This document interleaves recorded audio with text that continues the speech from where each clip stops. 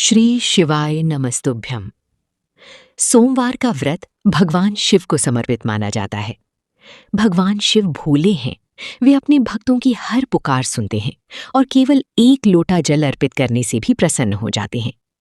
ये कथा हमें सिखाती है कि यदि सच्चे मन, श्रद्धा और विश्वास से शिव जी की आराधना की जाए तो उनकी कृपा से असंभव कार्य भी संभव हो जाते हैं।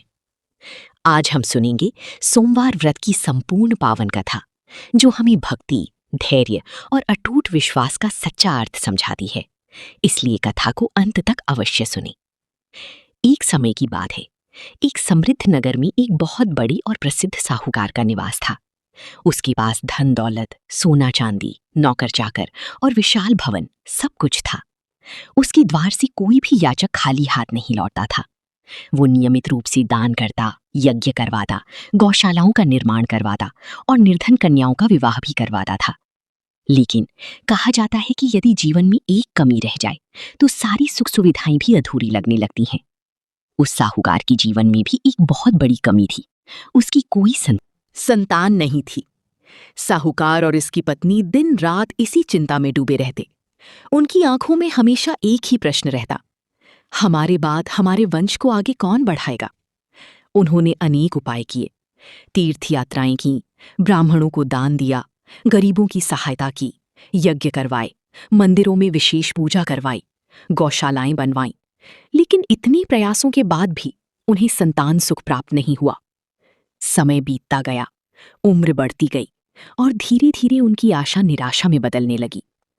एक दिन की बात है, जब साहूकार व्यापार के कार्य से नगर से बाहर गया हुआ था। उसी दिन उसके घर के द्वार पर एक साधु भिक्षा मांगने आए। साहूकार की पत्नी ने बड़ी आदर और श्रद्धा के साथ साधु का स्वागत किया। उन्होंने साधु को भोजन करवाया, सेवा की और विनम्र भाव से दान भी दिया। लेकिन साधु ने देखा कि इतनी बड़ी घर और वैभव के बावजूद साहूकार की पत्नी के चेहरे पर गहरी उदासी छाई हुई है। साधु ने प्रेम पूर्वक पूछा, पुत्री, तुम्हारे पास सब कुछ होते हुए भी तुम्हारे मन में इतना दुख क्यों है? ये सुनकर साहूकार की पत्नी की आंखें भर आईं। उन्होंने हाथ जोड़कर अपनी पीड़ा साधु के सामने रख दी। वो बोली, महाराज, हमारे पास धन दौलत तो बहुत है, लेकिन हमारी जीवन में संतान सुख नहीं है। इसी दुख ने हमारी जीवन की सारी खुशियां अधूरी कर दी हैं।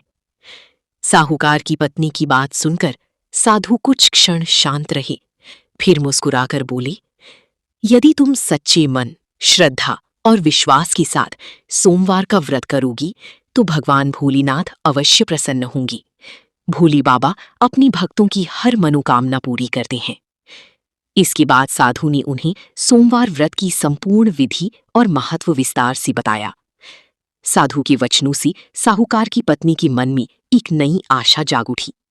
उन्हें ऐसा लगा मानो स्वयं भगवान शिव ने उनकी पुकार सुन ली हो।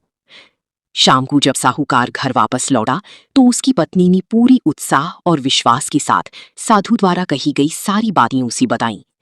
फिर भावुक होकर बोली, स्वामी, अब हमें केवल भगवान शिव का ही सहारा लेना चाहिए। वही हमारी अंतिम आशा है। साहूकार ने भी अपनी पत्नी की बात सहर्ष स्वीकार कर ली। उसी दिन दोनों ने निश्चय किया कि वे पूरी श्रद्धा और विधि विधान से प्रत्येक सोमवार का व्रत करेंगी। अब प्रत्येक सोमवार वे प्रातःकाल जल्दी उठती, स्नान करती, स्वच्छ वस्त्र धारण करती और शिव मंदिर जाकर पूजा अर्चना करती। वे शिवलिंग पर जल, दूध, गंगा जल और बेलपत्र अर्पित करती। धूप दीप जलाकर पूरे मन से भगवान शिव का स्मरण करती। उनकी प्रार्थना में केवल एक ही भाव होता, हे भोलेनाथ, हमें संतान सुख प्रदान करें। दिन बीतते गए, महीने गुजरते गए, लेकिन उनकी भक्ति, श्रद्धा और विश्वास में कभी कोई कमी नहीं आई। एक दिन कैलाश पर्वत पर विराजमान भगवान शिव और माता पार्वती पृथ्वी भ्रमण करते हुए उसी नगर में पहुंचे। माता पार्वती की दृष्टि उस साहूकार और उसकी पत्नी पर पड़ी, जो अत्यंत श्रद्धा और भक्ति से भगवान शिव की आराधना कर रहे थे। उनकी सच्ची भक्ति देखकर माता पार्वती का हृदय द्रवित हो उठा। तब माता पार्वती ने भगवान शिव से विनम्रता से कहा, हे प्रभु, ये साहूकार और उसकी पत्नी बहुत दुखी हैं। वे पूरे मन और सच्ची श्रद्धा से आपकी आराधना कर रहे हैं। क्या आप इनकी मनोकामना पूर्ण नहीं कर सकते? भगवान शिव ने शांत स्वर में माता पार्वती से कहा, देवी, इनके भाग्य में संतान सुख लिखा नहीं है। ये सुनकर माता पार्वती ने अत्यंत विनम्र भाव से कहा, हे नाथ, यदि कोई भक्त सच्चे मन और पूर्ण श्रद्धा से आपकी आराधना करे तो क्या उसकी भक्ति निष्फल जा सकती है? माता पार्वती के करुणामय वचन सुनकर भगवान शिव मुस्कुराए और बोले, देवी, तुम्हारे आग्रह पर मैं इन्हें एक पुत्र का वरदान देता हूं, लेकिन उस बालक की आयु केवल 12 वर्ष होगी। भगवान शिव और माता पार्वती के बीच हो रही ये दिव्य वार्ता साहूकार ने अनजाने में सुन ली। ये सुनकर उसके मन में एक साथ दो भाव उत्पन्न हुए। एक ओर संतान प्राप्ति की खुशी थी, तो दूसरी ओर पुत्र की अल्पायु का गहरा दुख। फिर भी उसने भगवान शिव की इच्छा को स्वीकार कर लिया और पहले की तरह श्रद्धा और विश्वास से सोमवार का व्रत करता रहा। कुछ समय बाद भगवान शिव की कृपा से साहूकार के घर एक अत्यंत सुंदर और तेजस्वी बालक का जन्म हुआ। पूरा घर खुशियों से झूम उठा। चारों ओर आनंद का वातावरण छा गया। उत्सव मनाया गया, ब्राह्मणों को दान दिया गया, निर्धनों को भोजन कराया गया और पूरी नगर में मिठाइयां बांटी गईं। लेकिन इस अपार खुशी के पीछे एक गहरा दुख भी छिपा हुआ था। साहूकार और उसकी पत्नी ये जानते थे कि उनका पुत्र केवल 12 वर्ष की आयु तक ही जीवित रहेगा। वे अपने पुत्र से अत्यंत प्रेम करते, उसकी हर इच्छा पूरी करती, लेकिन हर बीतते दिन के साथ उनके मन का भय भी बढ़ता जाता। समय धीरे धीरे बीतता गया और देखते ही देखते वो बालक 11 वर्ष का हो गया। तब साहूकार ने विचार किया, अब इसे काशी भेज देना चाहिए ताकि ये उत्तम शिक्षा प्राप्त कर ज्ञानवान बने। ये सोचकर उसने अपनी साली अर्थात बालक की मामा को बुलाया और कहा, तुम इसे काशी लेकर जाओ। रास्ते में जगह जगह यज्ञ करवाते जाना, ब्राह्मणों को भोजन कराना और श्रद्धा अनुसार दान देते हुए काशी पहुंचना। साहूकार की आज्ञा पाकर बालक अपने मामा के साथ काशी की यात्रा पर निकल पड़ा। उन्हें ये ज्ञात नहीं था कि आगे उनके जीवन में एक बहुत बड़ी परीक्षा आने वाली है। यात्रा करते करते एक दिन वे दोनों एक बड़े और समृद्ध नगर में पहुंचे। उस दिन पूरे नगर में अत्यंत हर्ष और उत्सव का वातावरण था। चारों ओर सजावट की गई थी, मंगल गीत गाए जा रहे थे और राजमहल में विवाह की भव्य तैयारियां चल रही थीं। दरअसल उस नगर के राजा की पुत्री का विवाह होने वाला था, लेकिन राजा के मन में एक बड़ी चिंता छिपी हुई थी।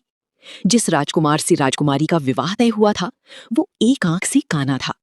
राजा को भय था कि यदि ये बात विवाह से पहले सबके सामने आ गई तो विवाह टूट सकता है और राज्य की प्रतिष्ठा को ठेस पहुंच सकती है। उसी समय साहूकार का सुंदर, तेजस्वी और आकर्षक पुत्र अपनी मामा के साथ उस नगर में पहुंचा। जब राजा की दृष्टि उस बालक पर पड़ी तो उसके मन में तुरंत एक उपाय आया। राजा ने बड़ी विनम्र भाव से साहूकार के पुत्र से कहा, पुत्र, मैं तुमसे एक विनती करना चाहता हूं। कुछ समय के लिए तुम दूल्हे की वस्त्र पहनकर विवाह की रस्में पूरी कर दो।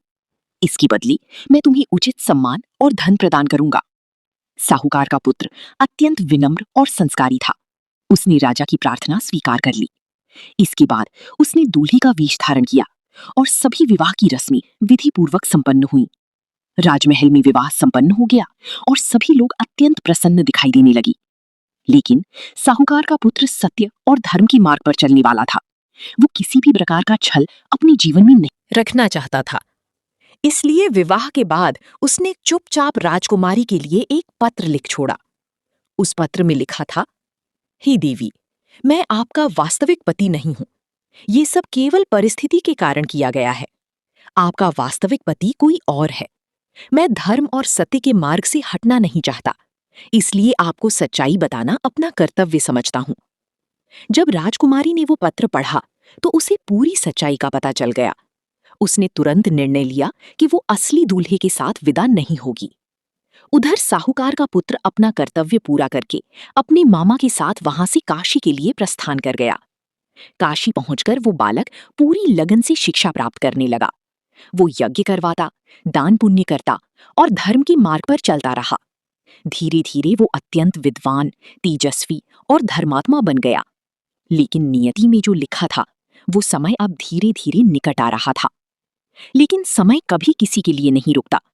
धीरे धीरे वो दिन भी आ गया जब उस बालक की आयु 12 वर्ष पूर्ण हो गई। एक दिन वो काशी में यज्ञ और पूजा पाठ में व्यस्त था। चारों और वेद मंत्रों की ध्वनि गूंज रही थी। हवन कुंड में आहुतियां दी जा रही थीं और पूरा वातावरण भक्तिमय बना हुआ था।